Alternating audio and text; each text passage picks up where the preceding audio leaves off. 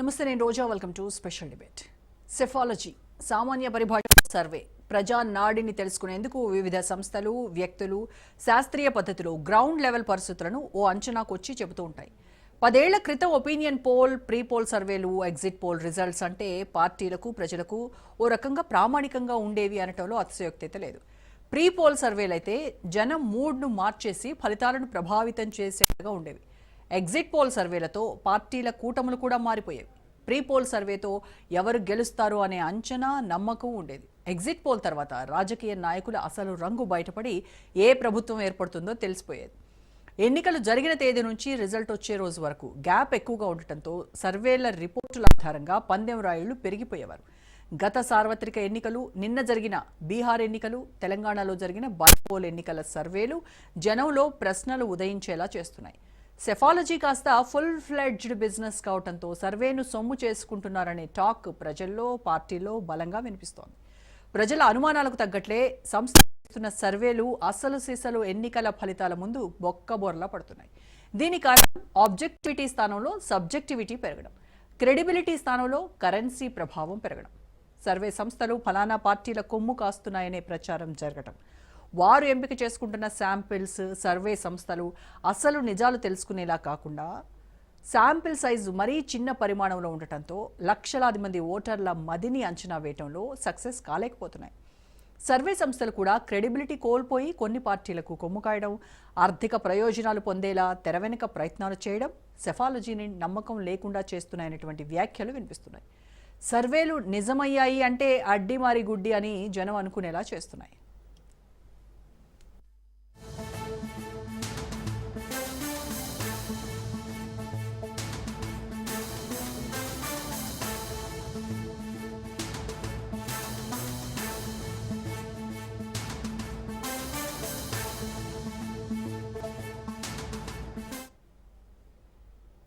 Right, సర్వేలకు ఉన్నటువంటి credibility ఎంత? ఇదే అంశంపై ఇవాళ డిబేట్లో మాట్లాడదాం. దానికి రైట్గా డిబేట్కి వెళ్దాం. డిబేట్లో పార్టిసిపేట్ చేస్తున్నారు ప్రముఖ రాజకీయ, సామాజిక విశ్లేషకులు, సీనియర్ జర్నలిస్ట్ ఉప్పాల్ లక్ష్మణ్ గారు, అండ్ అలాగే బీజేపీ నాయకులు ఆచార్య గారు, అండ్ బీఆర్ఎస్ నాయకులు శుభ్రత్ పటేల్ గారు మనతో జాయిన్ అవుతున్నారు. నమస్కారం అండి ముగ్గురికి.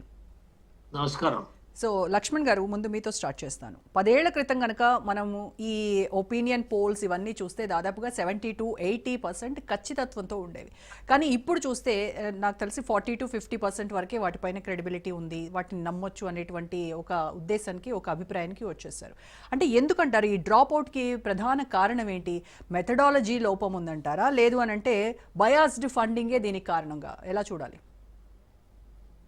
మెథడాలజీ అందరూ అదే పాటిస్తారు. లోపం ఏంటంటే రాజకీయ పార్టీలు తో సంబంధాలు పెట్టుకొని వాళ్ళకు అనుకూలంగా ఇవ్వడం మొదలుపెట్టారు. 10 సంవత్సరాల క్రితం కానీ లేదా 20 సంవత్సరాల క్రితం కానీ నేను కూడా ఈనాడు నుంచి రామోజీరావు గారు ఎవరిని నమ్మకుండా నేను అందులో పనిచేసేటప్పుడు మాతోనే సర్వేలు చేయించేవాడు. అప్పుడు ఉన్న విషయాల్ని ఏదైతే మేము ఇవ్వగలుగుతున్నామో వాటినే ప్రచురించేవాడు. అది జరిగేది కూడా. రాను రాను ఏమైపోయిందంటే ఈ సర్వే సంస్థలు ఏర్పాటయ్యి వాళ్ళు రాజకీయ పార్టీలతో సంబంధాలు పెట్టుకొని మంచిగా డబ్బులు సొమ్ము చేసుకుంటూ వాళ్ళకి తెలుసు ఇది వ్యతిరేకంగా ఉంది అన్నా కూడా అనుకూలంగా దాన్ని మార్చేసి వాటిని టీవీ ఛానల్స్కి ఇచ్చేయడము ఇవన్నీ జరుగుతున్నాయి. అయితే ఏంటంటే ఇంకా నేషనల్ లెవెల్లో కొన్ని సంస్థలు అంత దిగజారి అయితే లేవు, కొన్ని పర్ఫెక్ట్ గానే చేస్తున్నాయి నాకున్న సమాచారం మేరకు.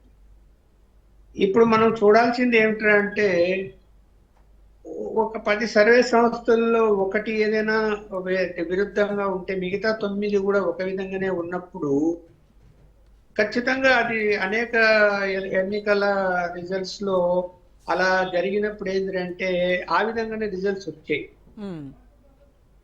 ఇప్పుడు మనకు సరే బీహార్ కానీ ఇప్పుడు మనం జూబ్లీస్ కానీ ఇవి ఇక్కడ కూడా ఇప్పుడు జూబ్లీస్ కాంగ్రెస్ వస్తుందని ఒకటి తప్ప అన్ని సంస్థలు అదే. అలాగే బీహార్ లో ఒకటి తప్ప అన్ని సంస్థలు బీజేపీ ఎన్డీఏ కూటమి వస్తుందని చెప్పాయి. సర్వే ఎలా ఉంటుందంటే ఇప్పుడు మనం ఒక పోలింగ్ కేంద్రానికి వెళ్తాం, వెళ్ళినప్పుడు లైన్ లో నిలబడుకొని వాళ్ళు ఓట్లు వేస్తూ ఉంటారు. వేసిన తర్వాత తిరిగి ఇంటికి వెళ్ళిపోయేటప్పుడు మనం ఆ పోలింగ్ కేంద్రాల దగ్గర కాకుండా కొంచెం డిస్టెన్స్ దూరంలో నిలబడి వాళ్ళు వస్తూ ఉంటే వాళ్ళతో మాటలు కలిపి ఎవరికి ఓటేశారు అనేటువంటి విషయాన్ని అడుగుతారు. కొంతమంది చెప్పరు, చెప్పమని వెళ్ళిపోతారు. కొంతమంది చెప్తారు, చెప్పరు, కొంతమంది చెప్తారు. అయితే తీసుకునేటప్పుడు ఏంటంటే లైన్ లో ఉంటూ ఒక 10 మంది లోపల నుంచి ఒక ఒక 2-3 నిమిషాలు బయటకు వస్తారు కదా, ఆ 10 మందిలో ఒక్కరినే అడగాలి, ఎవరో ఒకరిని. మళ్ళా నెక్స్ట్ 10 మంది వచ్చినప్పుడు అందులో ఒకరిని అడగాలి. అలా 5 బ్యాచ్లుగా 5 సార్లు, కొంతమంది 10 బ్యాచ్లుగా తీసుకుంటారు 10 మందితో. తీసుకున్నప్పుడు ఏమైతుందంటే ఈ వాళ్ళ యొక్క మైండ్ సెట్ ఎలా ఉంది ఓవరాల్ గా అన్నది అర్థమవుతుంది, అర్థం కాకుండా పోతుంది. అలాంటి పరిస్థితుల్లో మనకు రిజల్ట్ కరెక్ట్ గా వస్తుంది, వాళ్ళ యొక్క మైండ్ సెట్ మనకు అర్థం చేసుకుంటాం కాబట్టి. ఇక్కడ అలా జరుగుతున్నదా, హడావిడిగా చేస్తున్నారా? రెండోది ఏంటంటే ఇక్కడ వీళ్ళు ఈ ఎగ్జిట్ పోల్ ఎలా, ముందు సర్వేలు వేరు, ఎగ్జిట్ పోల్ వేరు. ఎగ్జిట్ పోల్ ఎలా ఉంటుందంటే వీళ్ళకు సమయం సరిపోదు కాబట్టి 6 తర్వాత వాటిని ప్రసారం చేయాలని తొందరలో 5 గంటల వరకే తీసుకుంటారు ఆ సర్వేలు. 5 తర్వాత తీసుకోరు. ఒక్కోసారి ఏమైతుంది, 5 తర్వాత లాస్ట్ మినిట్ లో పోలింగ్ పర్సెంటేజ్ పెరుగుతుంది, అంటే 2% కావచ్చు, 3 కావచ్చు, పెరుగుతుంది. అది అందులోకి కలవదు. కలవనప్పుడు ఆ 2-3% ఎవరి వైపు అయితే మొగ్గుతారో, అరే మన అబ్బాయి మన పార్టీ అభ్యర్థి ఓడిపోతాడేమో అని కంగారు ఓడిపోయి అడావిడిగా పోలింగ్ కేంద్రాలకు వచ్చి ఓటేయడానికి జనం గుమిగూడతారో వాళ్ళ యొక్క పర్సెంటేజ్ లో తేడా వస్తుంది. వాళ్ళను ఇల్లు టచ్ చేయడానికి అవకాశం ఉండదు. అక్కడికి 5 గంటల వరకు టచ్ చేస్తారు, 5 తర్వాత టచ్ చేయదు. ఆ 1 అవర్ లో 2-3% జరిగితే, ఇప్పుడు నిన్న జూబ్లీహిల్స్ అంటే ఏం జరగలేదు, 0.5% కూడా జరగలేదు 5 తర్వాత. అది వేరు. అదే బీహారు చూడండి, ఫస్ట్ ఫేజ్ కు సెకండ్ ఫేజ్ కి 4% పెరిగింది, లాస్ట్ మూమెంట్ లో ఎక్కువ పర్సెంటేజ్ పెరిగింది. అందువలన ఏంటంటే కొంచెం తేడా వస్తుంది, చెప్పలేము. మనం రిజల్ట్స్ వచ్చేంత వరకు మనము ఎలా ఉంటుంది ఏంటి. ఇప్పుడు నెక్ టు నెక్ ఉంటే కనుక అటో ఇటు అవుతుంది, కానీ అలా కాకుండా పూర్తిగా వన్ సైడ్ ఉన్నప్పుడు అలా ఇలా జరిగే అవకాశాలు ఉండవు. అలాగే లక్ష్మణ్ గారు, ఇదివరకు చూస్తే ప్రీ పోల్ సర్వేల్లో ఈ జనం మూడ్ను మార్చేసేటువంటి ట్రెండ్ కూడా మనం చూసాం. కానీ ఇప్పుడు ఉన్నటువంటి ఈ ప్రజెంట్ సిచ్యువేషన్లో వస్తున్నటువంటి సర్వేలను ఇటు రాజకీయ పార్టీలు కావచ్చు, ఇటు ప్రజలు కావచ్చు, కొంత లైట్ తీసుకుంటున్నారు. ఎందుకంటే గత అనుభవాల దృష్ట్యా మనం చూసాము ఏం జరిగాయో. కొన్ని ఎలక్షన్స్ ముందు వాళ్ళు ఇచ్చినటువంటి సర్వేల రిపోర్ట్లు అన్నీ తారుమారైనటువంటి పరిస్థితి ఉంది. సో ఇప్పుడు వీళ్ళు లైట్ తీసుకునేటువంటి పరిస్థితి వచ్చింది. ఇంకా క్రెడిబిలిటీ ఉందంటారా రాజకీయ నాయకులకి ఈ సర్వేల పైన, ఇటు ప్రజల్లో కావచ్చు? ఉంది, లేకుండా ఏం పోలేదు. ఇప్పుడు చెప్పాను కదా, వాళ్ళ పార్టీ వాళ్ళు ఎంగేజ్ చేసిన వాటి మీద కాకుండా కొన్ని సర్వేల మీద అవి కరెక్ట్ గానే వస్తూ ఉంటాయి కాబట్టి వాటి మీద నమ్మకం ఉంది రాజకీయ పార్టీ, లేకుండా ఏం పోలేదు. అయితే ముందు ఫీడ్బ్యాక్ ఏదైతే తీసుకుంటారో ప్రీ సర్వేలన్నీ కూడా అవి నమ్మకానికి లేదు. అవి ఎలా ఉంటాయి ఏంటి అన్నది ఇప్పుడు సిస్టమేటిక్ గా చేయగలిగితే అవి కూడా కరెక్ట్ గానే వస్తాయి. ఇప్పుడు మనం ఒక విలేజ్కి వెళ్తాము, విలేజ్కి వెళ్ళినప్పుడు ఫస్ట్ అక్కడ ఒక వీధిలో వెళ్ళి, రెండో వీధి వెళ్ళి, 3 వీధులు ఉన్నాయి, అన్ని సమానంగా ఇళ్ళలోకి వెళ్ళి బయటకు వచ్చిన వాళ్ళతో మాట్లాడగలిగితే ఆ ఊరు వాతావరణం మనకు తెలిసిపోతుంది.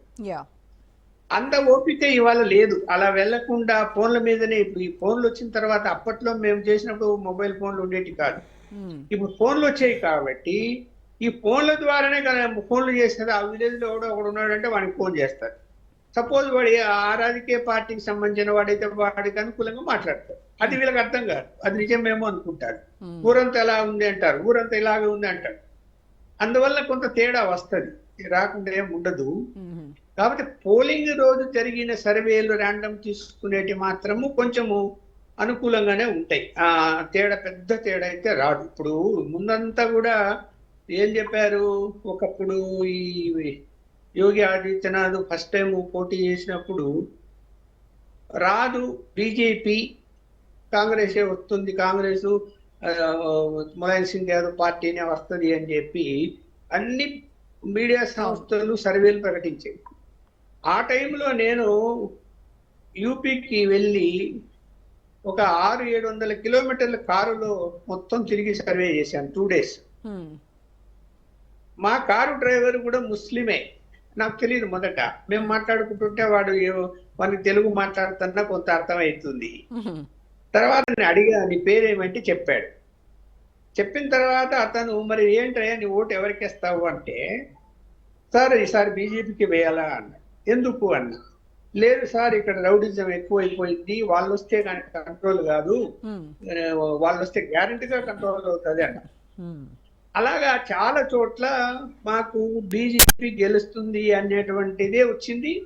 నేను హైదరాబాద్ వచ్చిన తర్వాత మళ్ళీ నేను టీవీ ఛానల్స్ అన్నిట్లో కూడా మాట్లాడితే నన్నందరూ నువ్వు ఒక్కడే అలా మాట్లాడుతున్నావు, అక్కడ రానే రాదు అని మిగతా విశ్లేషకులు కానీ పొలిటికల్ పార్టీస్ కానీ బీజేపీ వాళ్ళు మాట్లాడారు.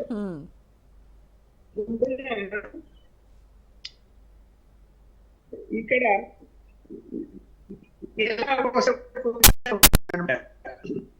రైట్ రైట్ లక్ష్మణ్ గారు మళ్ళీ మాట్లాడదాం. ఇప్పుడే మనతో జాయిన్ అయ్యారు కాంగ్రెస్ నాయకులు గౌరీ సతీష్ గారు. నమస్కారం అండి. సో సుప్రత్ గారితో మాట్లాడదాం. సుప్రత్ గారు, జూబ్లీ హిల్స్ లో గెలుపోవటంలపై బీఆర్ఎస్ పార్టీ అంచనా ఏంటి? సర్వేలన్నీ కూడా ఒక్కటి తప్ప ఇటు కాంగ్రెస్ పార్టీకే విజయ అవకాశాలు ఉన్నాయని చెప్తున్నటువంటి నేపథ్యంలో మీరు ఏంటి దీనిపైన మీ అభిప్రాయం ఏంటి, మీ అంచనాలు ఏంటి? మ్యూట్లో ఉన్నారు.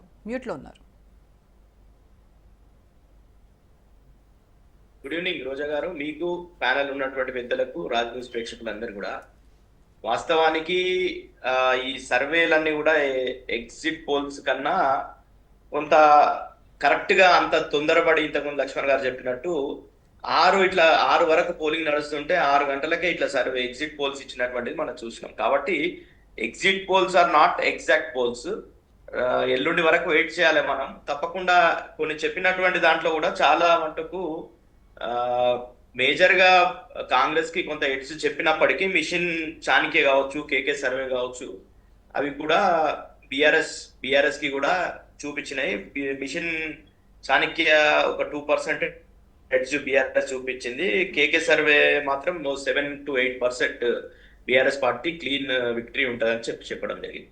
అయితే వాస్తవ విషయానికి వస్తే అసలు ప్రజాస్వామ్యాన్ని ఈ ఎన్నికలు చాలా రోజుల నుండి, నేను 2004 నుండి ఎన్నికలు, సాధారణ ఎన్నికలు కావచ్చు, ఇట్లాంటి ఈ ఎన్నికలు కావచ్చు చాలా చూసినాం.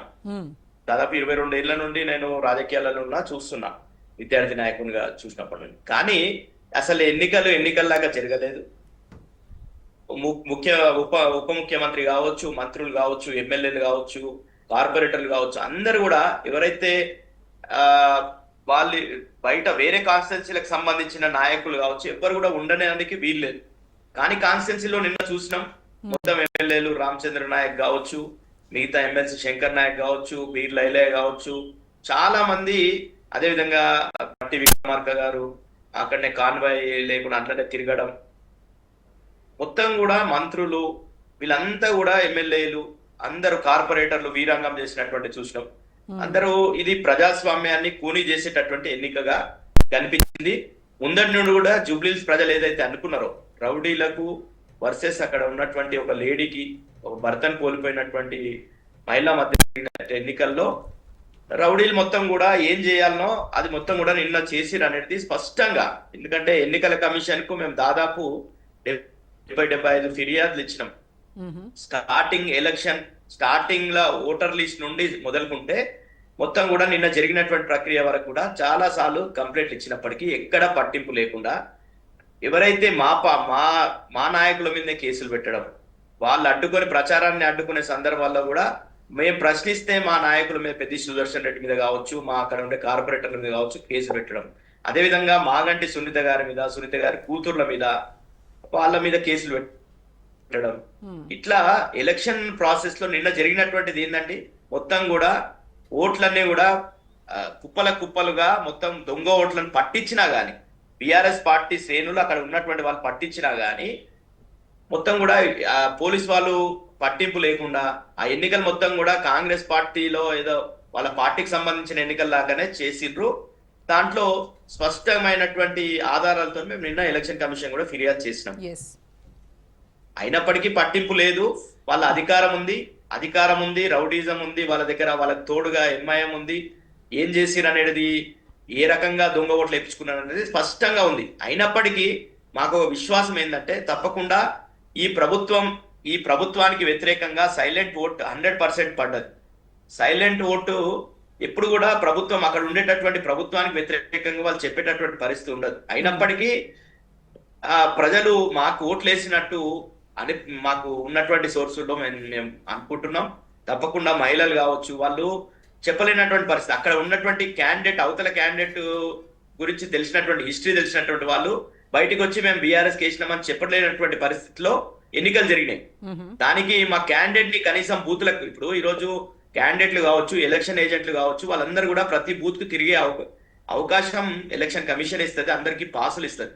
కానీ మా క్యాండిడేట్ ని ఎన్నికల జరిగేటటువంటి పోలింగ్ క్షేత్రంలోకి రానియకపోవడం, అదే విధంగా ఆమె పోయిన కాడల్లా 20 మంది 30 మంది కాంగ్రెస్ గుండాలు అడ్డుకోవడం, ఇవన్నీ కూడా చూసినాయి. అదే విధంగా నిన్న జరిగినటువంటి ఎన్నిక ప్రజాస్వామ్యానికి విరుద్ధంగా, ప్రజాస్వామ్యాన్ని ఖూనీ చేసి జరిపించుకున్నటువంటి ఎన్నికగా బీఆర్ఎస్ చూస్తోంది. 100% కదా. కానీ అయినప్పటికీ నేను చెప్పేది ఏంటంటే, అయినప్పటికీ కూడా మాకు విశ్వాసం ఉంది. ప్రజలు చాలా, మేము ఎప్పుడైతే క్యాంపెయినింగ్ చేస్తున్నామో, క్యాంపెయినింగ్ చేసినప్పుడు వాళ్ళు ఆదరించినటువంటి విధానంతో తప్పకుండా సైలెంట్ ఓట్ అంతా కూడా బీఆర్ఎస్ కే పడుతుంది. కాబట్టి తప్పకుండా ఎల్లుండి జరిగేటటువంటి రిజల్ట్ లో 100% బీఆర్ఎస్ పార్టీ గెలుస్తుందనే నమ్మకం మాకుంది తప్పకుండా. రైట్. సో గౌరీ సతీష్ గారు, సో ఏం చెప్తారు? ప్రజాస్వామ్యాన్ని ఖూనీ చేసి ప్రజాస్వామ్యానికి విరుద్ధంగా జరిగినటువంటి ఎన్నిక ఇది అని చెప్తున్నారు. ఏంటి మొత్తం అంతా సర్వశక్తులు ఒడ్డింది కాంగ్రెస్ పార్టీ జూబ్లీ హిల్స్ ఉప ఎన్నికను అంత ప్రతిష్టాత్మకంగా తీసుకొని, మరి అటువైపు బీఆర్ఎస్ కూడా అదే ధీమాతో ఉన్నారు, మాదే గెలుపు అన్నటువంటిది. సో మీ అంచనాలు ఏంటి? సర్వేలు అయితే మీకు అనుకూలంగా వచ్చాయి. ముందుగా ప్యానెల్లో ఉన్నటువంటి ఆచార్య గారికి, శివప్రద గారికి, అనలిస్ట్ గారికి, మీకు రాజు స్పేక్లకు కూడా సాయంకాలం నమస్కారాలు తెలియజేస్తూ, పెద్దలు వెనకటికో సామెత చెప్పారు, ఆడరాక పాత గజ్జలు అన్నారట.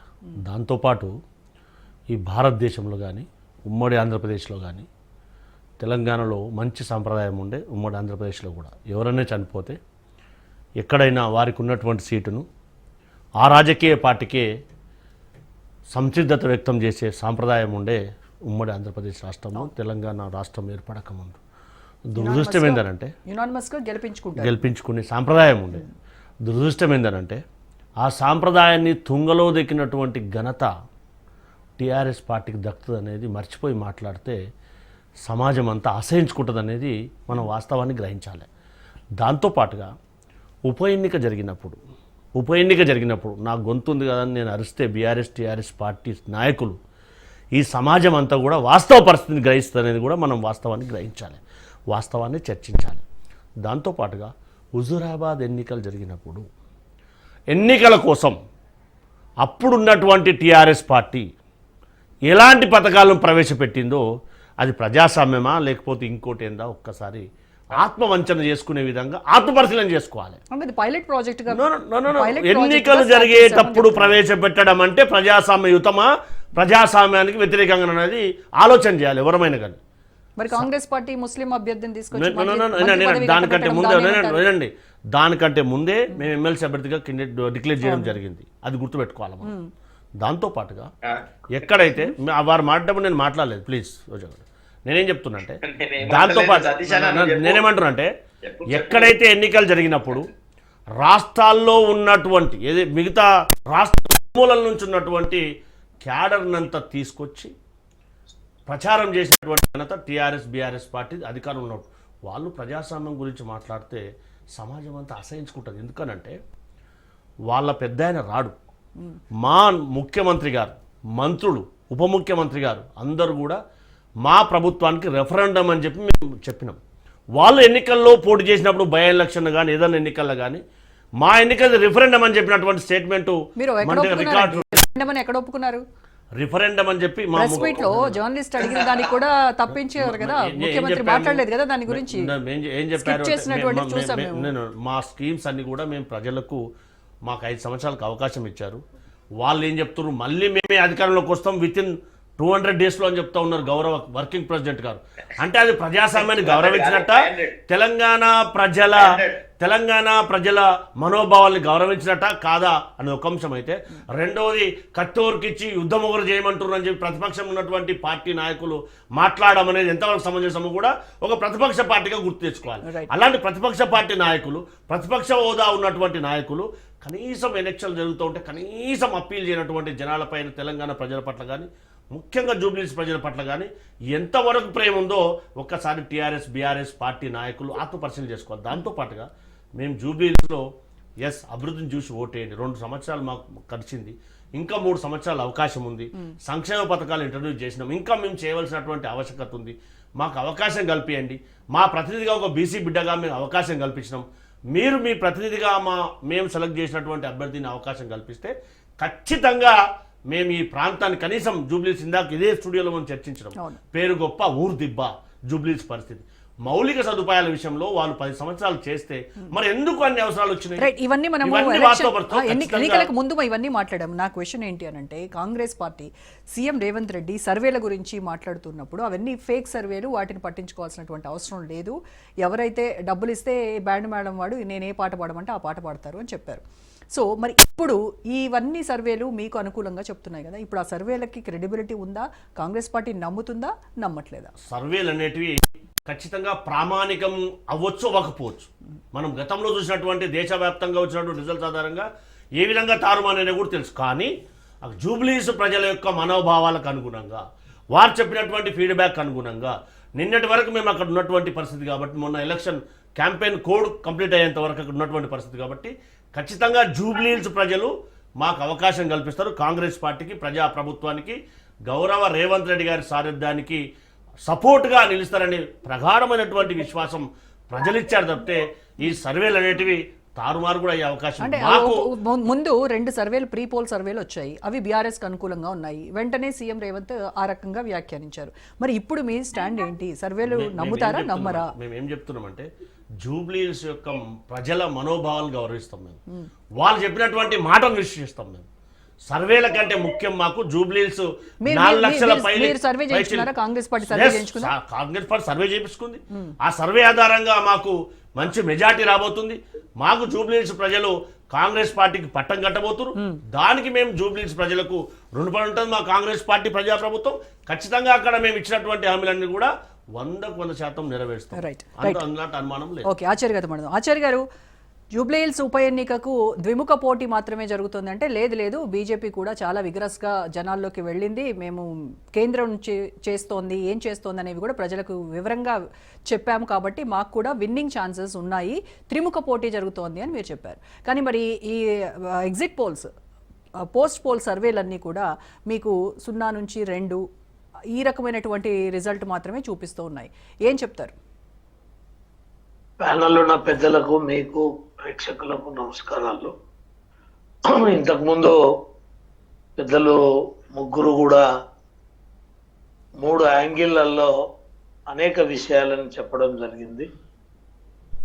ఒకటి ఎగ్జిట్ పోల్స్ ఎగ్జాక్ట్లీ పోల్సా కావా అనేటువంటి అంశం, రెండవది ఎగ్జాక్ట్లే కాదా అనేటువంటి అంశం, అవి నిజాలు ఎంతవరకు సాధ్యాలు అనేటువంటి అనేక విషయాల మీద పెద్దలు లక్ష్మణ్ గారు చాలా క్లుప్తంగా, అంటే ఏ రకంగా పల్స్ని తీసుకోగలుగుతాము, ఎట్లా దాన్ని బేరీజ్ చేసుకోగలుగుతాం అనేటువంటి విషయాలన్నీ చెప్పడం జరిగింది. ఇంకా వచ్చినటువంటి మేము పోటీ అంటే ఎక్కడ కూడా భారతీయ జనతా పార్టీ వెనుకడుగేయకుండా మేము ప్రజల వద్దకు ప్రతి ఇంటిని 3 పర్యాలు ఏదైతే తిరిగి ఓటర్లని అనేక విధాలుగా కేంద్ర ప్రభుత్వ నిధులు కానీ లేకపోతే ఈ 2 పార్టీల వైఖరిని మేము స్పష్టంగా తెలియజెప్పినాం. ఇవాళ ఎగ్జిట్ పోల్లో 2 పార్టీల మధ్యలోనే ఉన్నటువంటి విషయాన్ని తెలియజెప్పడం జరిగింది.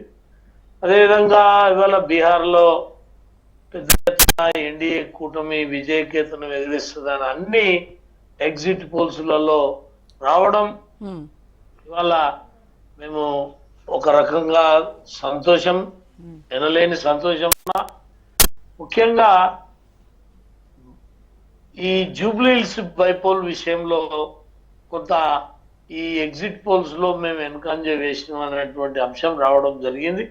ముఖ్యంగా కాంగ్రెస్ పార్టీ అధికార దుర్వినియోగం అంటే ఉన్న మంత్రులు, ముఖ్యమంత్రి, ఎమ్మెల్యేలు మొత్తం పాలనని పక్కకు పెట్టి వాళ్ళ యొక్క సర్వశక్తులు ఒడ్డి అనేక వాళ్ళ పార్టీ తరపున వాళ్ళ ముఖ్యమంత్రి వాళ్ళు ప్రచారం చేసుకోవడం తప్ప. ముఖ్యమంత్రి హోదాలో ఒక బై ఎలక్షన్ కి ఒకసారి వచ్చిపోయిందంటే అది ఎనఫ్. గతంలో కూడా కేసీఆర్ గారు కానీ రాజశేఖర రెడ్డి గారు కానీ ఇట్లా మొత్తం ఆ నియోజకవర్గంలో డివిజన్ గల్లీ తిరిగి చేసినటువంటిది ఎప్పుడు చూడలే. ముఖ్యమంత్రి కూడా మన కేసీఆర్ గారు ఉన్నప్పుడు హుజూర్ నగర్ కావచ్చు, ఇంకా ఏవైతే బై ఎలక్షన్లు జరిగినావో లాస్ట్కో ముందు మధ్యలో ఒకసారి వచ్చి బహిరంగ సభ పెట్టి వెళ్ళిపోయేది. కానీ దానికి భిన్నంగా ముఖ్యమంత్రి తన భుజాల పైన వేసుకొని గెలవాలనేటువంటి ఒక లక్ష్యాన్ని తీసుకొని మొత్తం ఎమ్మెల్యేలు అవును, రెండేళ్ల పాలనకి రెఫరెండం కాబట్టి మేము సర్వశక్తులు ఒడ్డాము. పైగా సీఎం చెప్పారు, ఒక మాట చెప్పారు ఆయన, నేను ఏ హోదాలో ఉన్నప్పటికీ కూడాను నేను పార్టీకి కార్యకర్తని మొదట, అందుకోసమే నేను కార్యకర్త మాదిరే నేను పనిచేస్తాను. ఒకసారి పోయిండు లేదు 2 సార్లు పోయిండంటే దాన్ని మనం పెద్దగా దాన్ని పట్టించుకునేది కాదు. నాకు తెలిసి ఎన్నిసార్లు పోయిండు అనేది మీరు చెప్పాలి. నేను అనేది అంటే నేను దాన్ని ఏం తప్పు పడతలేను. అంటే కాంగ్రెస్ పార్టీ ఎట్లా ప్రయత్నం చేసిందంటే గతంలో బీఆర్ఎస్ పార్టీ ఎన్ని రకాలుగా చేసిందో అన్నిటిని కూడా అవగాహన చేసుకొని రెట్టింపుగా ఇంకా కొత్త పంతాల అక్కడ ఓటర్లు ఎవరున్నారు, మైనార్టీలకు ఏం కావాలి, ఏం చేయాలి, మంత్రిని అలా లేకపోతే మైనార్టీలని ఏ రకంగా మంచిగా చేసుకోవాలి. ఇవాళ ఎంఐఎం పార్టీ దాదాపుగా 70-80 వేల ఓట్లు, 1,00,000 ఓట్ల దాకున్న మైనార్టీలు పోటీ చేయకుండా కాంగ్రెస్ పార్టీకి మద్దతిచ్చి, బహిరంగ మద్దతిచ్చి, సిపిఎం బహిరంగ మద్దతులు ఇచ్చి ఇవాళ కాంగ్రెస్ పార్టీ ముఖ్యమంత్రి, మంత్రులు ఇంత పెద్ద ఎత్తున అక్కడ ప్రచారం చేసి ఓటుకు ఈ 8,000 ఇచ్చిందంటే ఇక నేను చెప్పనే వద్దు ఇక దాని లెక్క. అంటే ఎంత అవసరం ఉంటే అంత డబ్బిచ్చి ఈ యుద్ధంలో వాళ్ళ ముఖ్యమంత్రి గారు 10 నియోజకవర్గాలు ఉంటే ఈ రకంగా చేయలేడు కదా. ఒక్కటి ఉంది కాబట్టి చేసిండు, ఒక్కటి ఉంది కాబట్టి అధికారంలో ఉన్నాడు కాబట్టి వాళ్ళ అనేక విధాలుగా బీజేపీని, బీఆర్ఎస్ ని, ఇతర వాళ్ళని ఇబ్బందులు పెట్టి ఇలా ఆయన గెలుపుకు ఏదైతే ఎగ్జిట్ పోల్లో చాలా మటుకు వారికి రావడం కాంగ్రెస్ పార్టీకి ఇవన్నీ కారణాలు. అదే విధంగా బీఆర్ఎస్ మీ పార్టీ తరపున మీరు సర్వే చేయించుకున్నారా ఆచార్య గారు? మేము సర్వే చేయించింది ఏం లేదు. ఇక్కడ ఈ నియోజకవర్గానికి కేవలం స్పెసిఫిక్ గా ఎందుకు ఎలాగో ఓడిపోతాము మళ్ళీ దానికి ఎందుకు డబ్బు ఖర్చు పెట్టడం అనుకున్నారు? అట్లానే ఏం కాదు. ఇప్పుడు వారేమి చేసింది ఏం లేదు.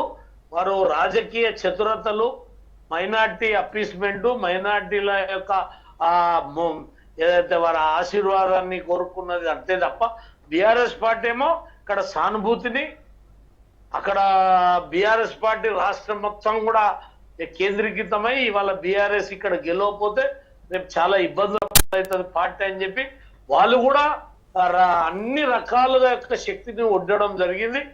మాకేం అంత శక్తిని ఉండాల్సినటువంటి అంత ఏం లేదు. మేము జనరల్ గా మా ఎలక్షన్ మేము ప్రయత్నం చేసినాం గెలవాలని అంతే తప్ప ఇప్పుడు ఎందుకంటే బీఆర్ఎస్ ఏమో వాళ్ళ సిట్టింగ్ ఫుల్ ఫ్లెడ్జ్డ్ గా దిగలేదు మీరు ఎలక్షన్స్ లో.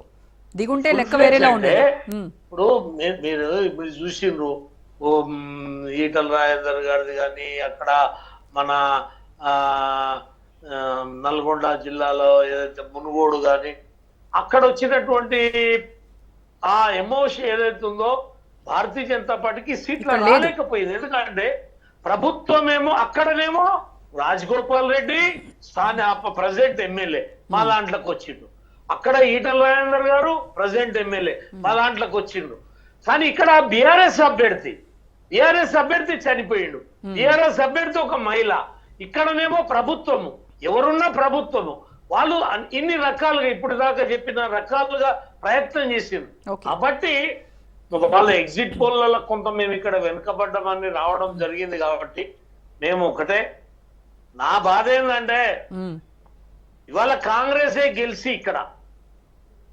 అక్కడ బీహార్ లో మొత్తం బీజేపీ వస్తే అక్కడ ట్యాంపరింగ్ అయింది, బీజేపీ గెలిచింది, ఇక్కడ మా స్వశక్తితో గెలిచినామా అనుకుంటే చాలు.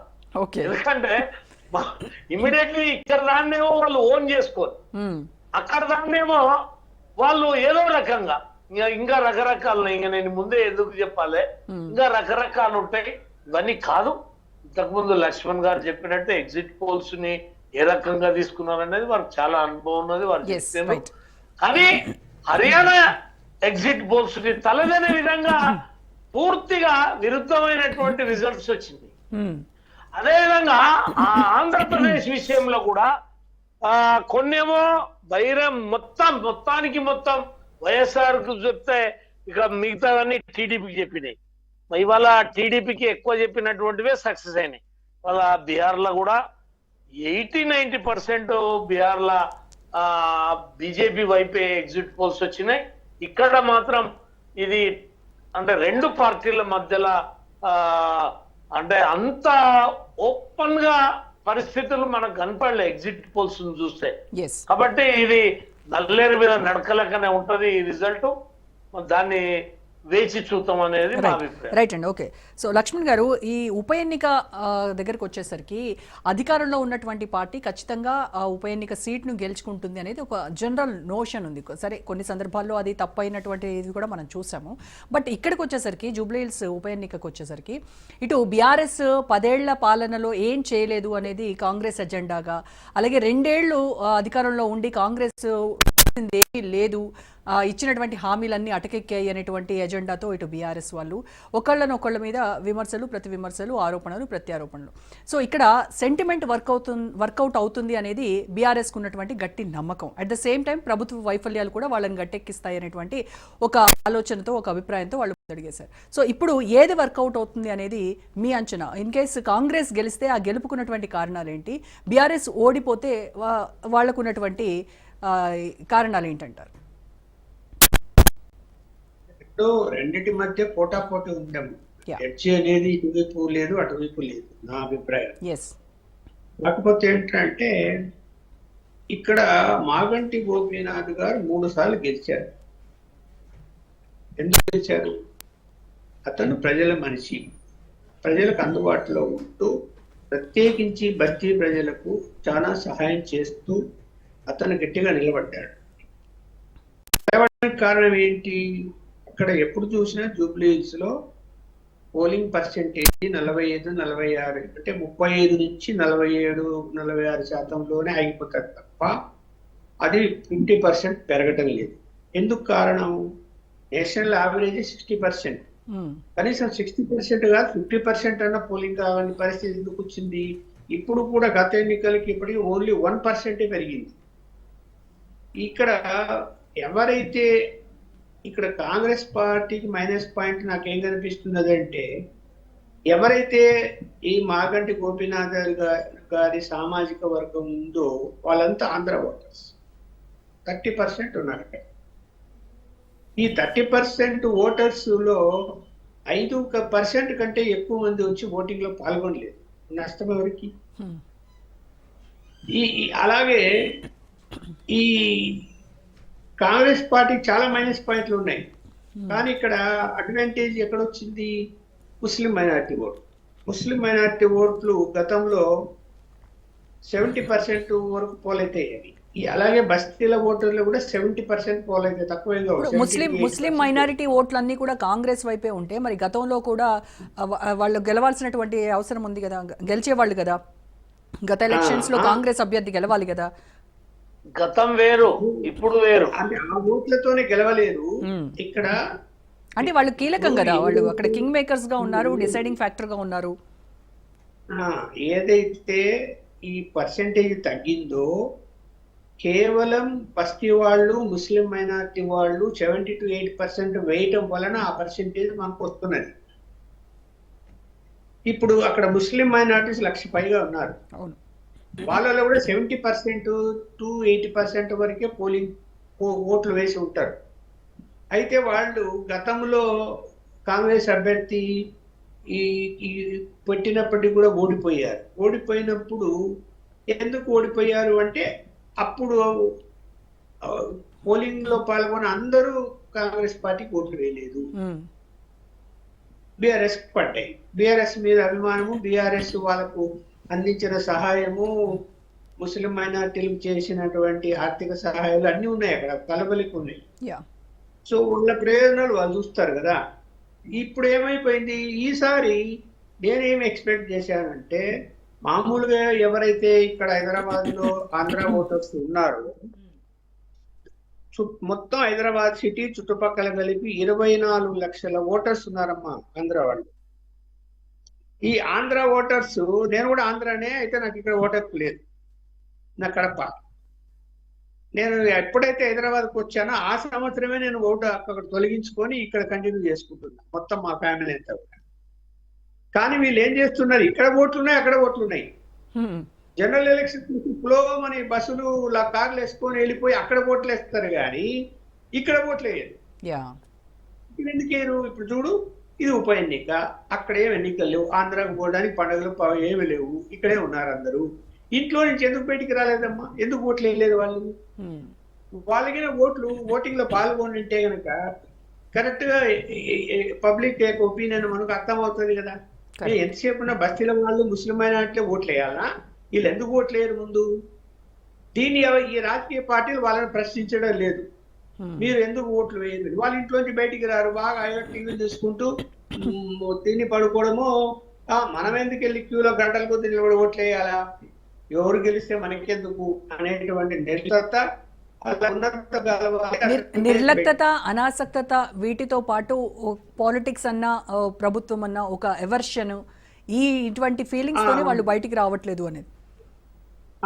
అలాగే తెలంగాణ వాళ్ళు ఇప్పుడు చెప్తా, తెలంగాణ వాళ్ళు కూలీ పనికి వచ్చిన వాళ్ళు, అంటే ఈ యొక్క నిర్మాణాల పనులకు వచ్చిన వాళ్ళు, అలాగే చిన్న చిన్న షాపుల్లో పనిచేసే వాళ్ళు, వీళ్ళందరూ కూడా అంటే విలేజెస్ నుంచి వచ్చిన వాళ్ళు, ఇళ్లలో పనిచేసే వాళ్ళు, వీళ్ళకి అక్కడ ఓటు హక్కు ఉంది, ఇక్కడ ఓటు హక్కు ఉంది వాళ్ళకు కూడా.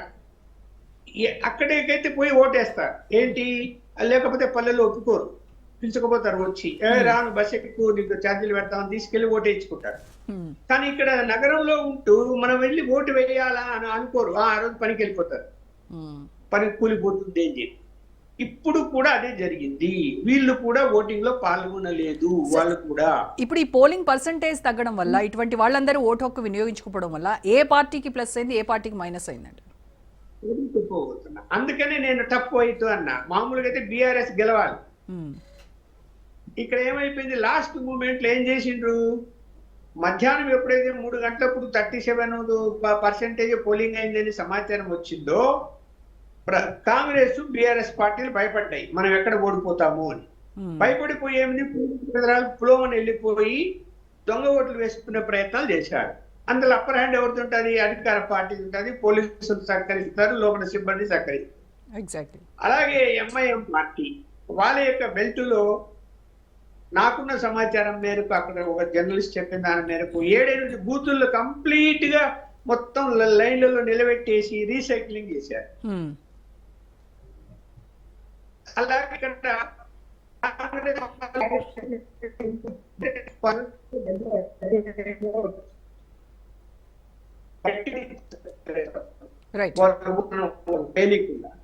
అంటే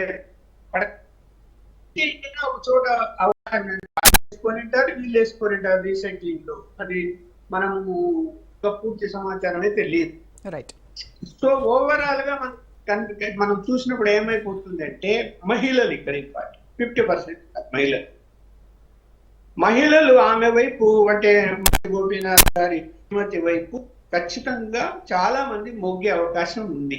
ఆమె వైపు సరే, వాళ్ళ కుటుంబ సమస్యలు అవి మామూలు పేదలకు, మద్దతు సమస్యలు అవేం పట్టించుకోరు. మనలాంటి వాళ్ళు మాట్లాడుకుంటారు, వాళ్ళకి ఏం అవసరం ఉంది, వాళ్ళకి మనకు సాయం చేశారా లేదా, మనకు అందుబాటులో ఉన్నారా లేదా ఈ కుటుంబం అని చూస్తారు.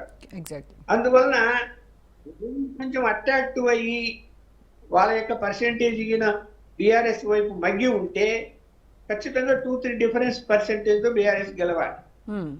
లేదు ఈ రీసైక్లింగ్ ఇగిన కాంగ్రెస్ సక్సెస్ అయితే కాంగ్రెస్ కూడా 2-3% మెజారిటీతో గెలవాలి. ఓకే, ఇది నా అభిప్రాయం. రైట్ అండి. సుప్రత్ గారు, రోజా గారు, ఎట్లుందంటే విషయం ఏంటంటే ఎగ్జిట్ పోల్స్ వచ్చినంత మాత్రాన పూర్తి స్థాయిలో అది రిజల్ట్ అనుకొని మనం చర్చించుకోవడం అనేది కరెక్ట్ గా అనిపిస్తలేదు. ఎందుకంటే వాస్తవానికి అసలు ఎగ్జిట్ పోల్స్ ని ఎన్నికల్లో ఎవరు కన్సిడర్ చేయట్లేదు సుప్రత్ గారు. మీరు కానీ, ఇటు బీజేపీ వాళ్ళు కానీ, కాంగ్రెస్ వాళ్ళు కానీ, వాళ్ళు కూడా మేము జూబ్లీ హిల్స్ ఓటర్స్ పల్స్ని నమ్ముతామని చెప్తున్నారు. సర్వే రిజల్ట్స్ కూడా ఎవరు నమ్మేటువంటి పరిస్థితి లేదు. ఎందుకు ఇంకా తినబోతూ రుచి ఎందుకు? ఒక రోజు ఆగితే డెఫినెట్ గా వచ్చేస్తుంది కదా. ఒక రోజు రేపు ఆగితే ఎల్లుండి మొత్తం కూడా రిజల్ట్ వస్తుంది.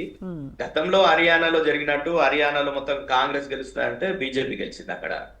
అదే విధంగా ఆంధ్రప్రదేశ్ లో ఏం జరిగింది అనేది మనం చూసినాం కదా. మొత్తం జరిగినటువంటివి అప్పుడు ఉండేటటువంటి పరిస్థితుల ప్రకారంగా ఓటర్లు కూడా చాలా తెలివివంతులుగా వాళ్ళు ఏంటంటే బయటికి వచ్చినాక వీళ్ళు అడుగుతేనే కదా, వాళ్ళతోని ఇంటర్వ్యూ చేస్తేనే కదా ఎగ్జిట్ పోల్స్ అనేది.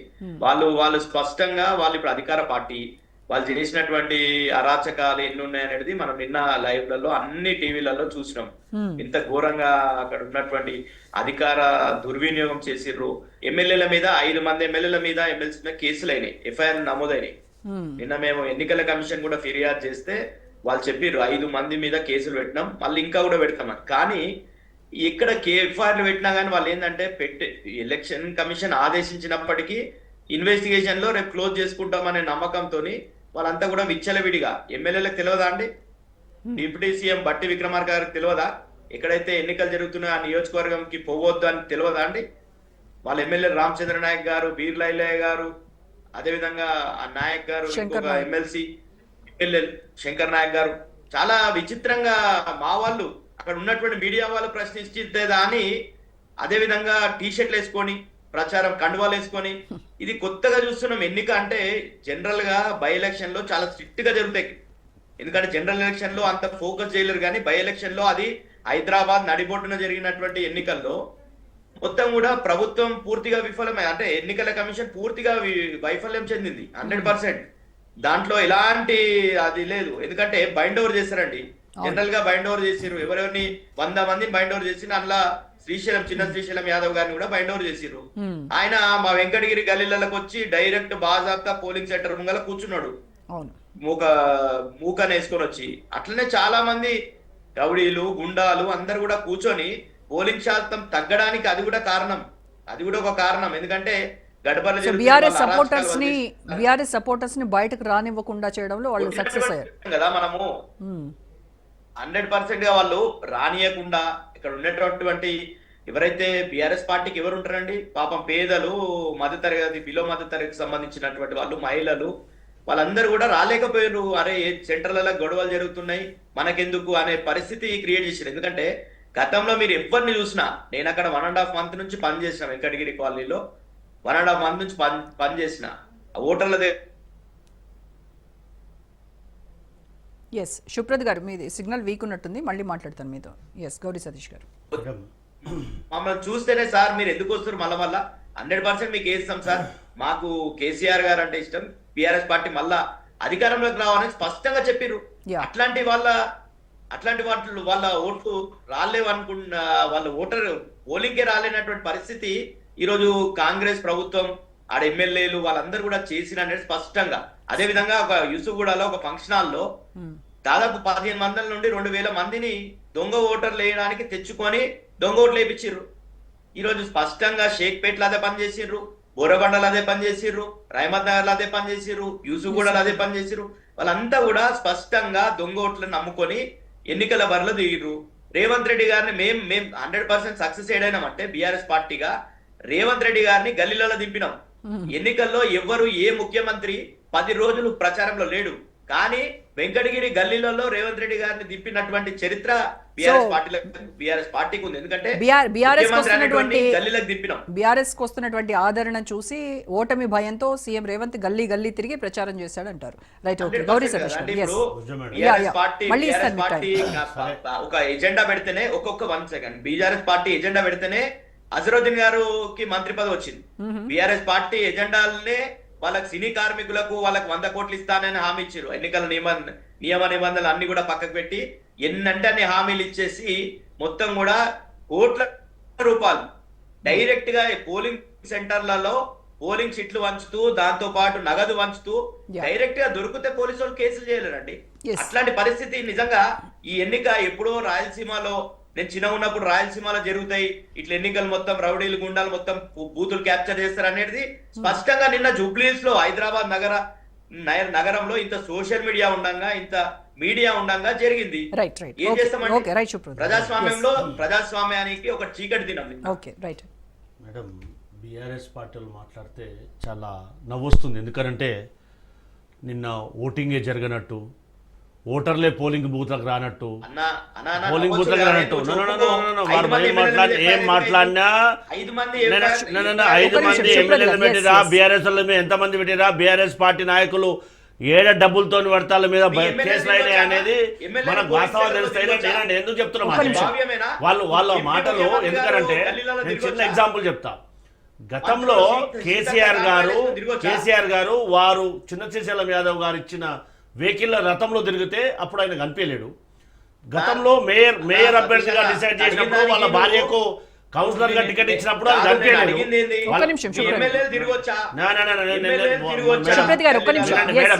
వారు మాట్లాడినప్పుడు నేను మాట్లాడలేదు. వారు వింటే మంచిది, వినకపోతే నేను వారు మీరు మాట్లాడండి.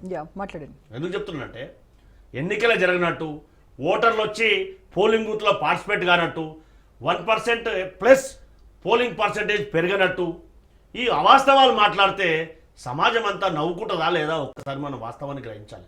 ఎందుకోనంటే వాళ్ళ పార్టీ అధ్యక్షుడు ఎల్పీ నాయకుడు బయటికి రాడు, సమాజానికి ఏం కావాలో చెప్పడు, ఓ ప్రతిపక్ష నాయకుని పాత్ర పోషించవలసినటువంటి పాత్రను పోషించడు. ఎందుకనంటే మేము దొరలం, ఈ సమాజం ఏం చెప్తే మీరు వినాలి, మా మాటే శాసనం అన్నట్టుగా వ్యవహార శైలి. కానీ మా ముఖ్యమంత్రి గారు చెప్పినటువంటి మాట, ఓ కార్యకర్త, నేను ఫస్ట్ కాంగ్రెస్ కార్యకర్త తర్వాత ముఖ్యమంత్రిని కాబట్టి మేము పార్టీ డిసైడ్ చేసిన ఏఐసిసి ఆదేశాన్ని డిసైడ్ అయినటువంటి అభ్యర్థి ఎవరైతే ఉందో బీఫామ్ ఇచ్చినటువంటి అభ్యర్థి అతన్ని గెలిపేయడం నా బాధ్యత అని చెప్పి గ్రౌండ్లోకి వస్తే మాకు భయపడి వచ్చిందంటే అంతకంటే సద్దూరమైనటువంటి మాటలు ఇంకేమైనా ఉంటాయా? అది వాస్తవానికి గ్రహించాలి. వాళ్ళు గతంలో ఏ ముఖ్యమంత్రి కూడా ఇంత ప్రెస్టీజియస్ గా తీసుకొని గల్లీ గల్లీ తిరిగి డోర్ టు డోర్ క్యాంపెయిన్ చేయలేదు కదా. మేము 5 మీటింగ్ మా ముఖ్యమంత్రి గారు అటెండ్ చేశారు, రోడ్ షోలు నిర్వహించారు. ఎందుకు 2 సంవత్సరాల మా పరిపాలన, 3 సంవత్సరాలు కూడా మేము చేసే పరిపాలన జూబ్లీస్ నియోజకవర్గ ప్రజలు మమ్మల్ని ఆశీర్వదిస్తారని ఉద్దేశించారు. గతంలో కంటోన్మెంట్లో కూడా గెలిచినాం కదా, మరి అక్కడేం జరిగింది వాళ్ళకు? అది మర్చిపోయినరా? దాని తర్వాత ఇక్కడ జూబ్లీస్లో కూడా ఖచ్చితంగా కాంగ్రెస్ పార్టీని ఆశీర్వదిస్తారు. మా సంక్షేమ పథకాలతో పాటు డెవలప్మెంటల్ చేయడానికి కూడా మాకు అవకాశం కల్పిస్తారని కూడా మేము అప్పీల్ చేసింది. దాంతోపాటు వాళ్ళు మాట్లాడుతున్నటువంటి మాటలు అబద్ధం మాటలు చెప్పలేదే, వాళ్ళ లెక్క అబద్ధాన్ని చేయలేదు. వాళ్ళు 10 సంవత్సరాలు కనుక గల్లీలో తిరిగితే, ఇదే ఆటోలో 2 బాబామనులు తిరిగితే మాకు ఎందుకు ఈ అవకాశం వచ్చేది? ఎందుకు ఈ రోడ్లను శాంక్షన్ చేయాల్సి వచ్చేది? ఎందుకు ఈ రోడ్ వైడనింగ్ చేయాల్సి వచ్చేది? ఎందుకు ఈ షేక్పేట్ల మునిగిపోతుంటే మేము ఓయూ కాలనీలో ఆ గోడలు తొలగించాల్సి వచ్చే అవకాశం వచ్చేది? ఈ పరిస్థితి ఎందుకు వచ్చేది?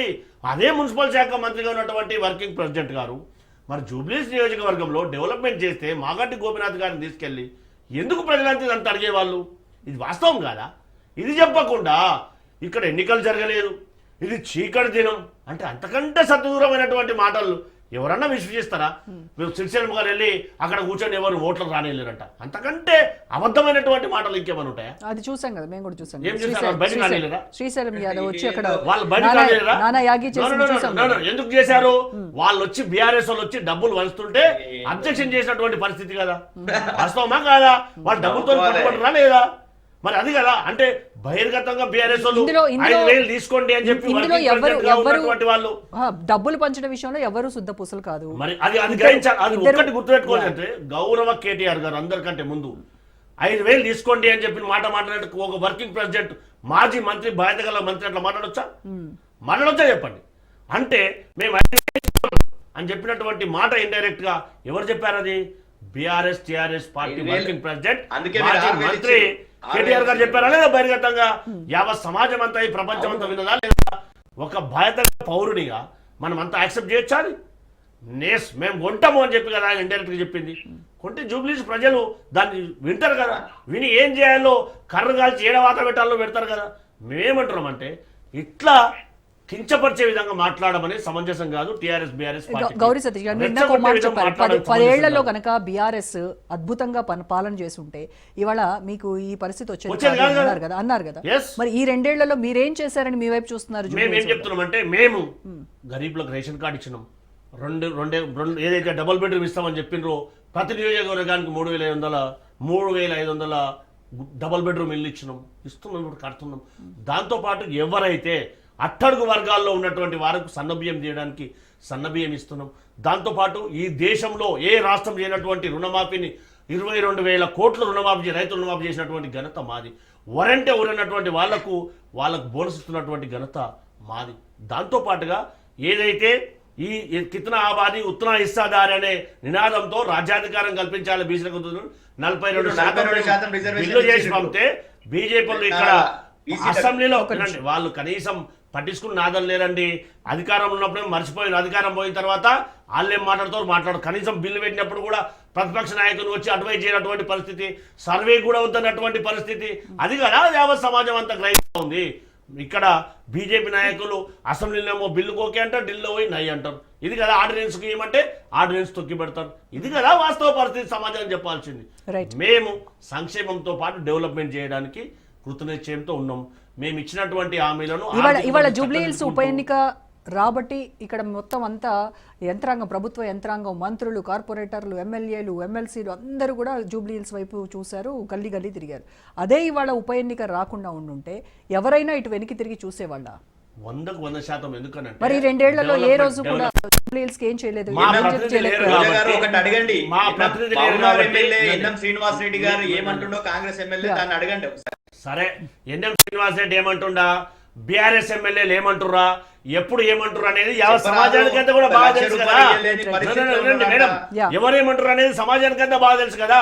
వాళ్ళ ప్రతిపక్ష నాయకుడు ఉన్నటువంటి నాయకుడు ఇంట్లో అంతాడు, కనీసం బయటకు వచ్చి సమస్యను అడ్రస్ చేయడు. అది వాళ్ళ పరిస్థితి కదా. అది చెప్పాలి ఫస్ట్ సమాజానికి. అది చెప్పకుండా పక్కల మీద రాయించే ప్రయత్నం చేస్తే అది మన మీద పడుతుంది. మర్చిపోతే మనమేం చేయలేదు. సుప్రీత్ గారు ఒక్క నిమిషం ఆర్టికల్స్ రాస్తున్నారు. కాంగ్రెస్ పార్టీ ఎమ్మెల్యేలు ఉన్నారు. బీఆర్ఎస్ పార్టీ ఏం చేస్తుందో, బీఆర్ఎస్ పార్టీ ఎమ్మెల్యేలు ఏం చేస్తున్నారు, వచ్చి ప్రభుత్వాలు వాళ్ళు 10 సంవత్సరాలు చేయలేదు కాబట్టి మాకు అవకాశం ఇచ్చారు.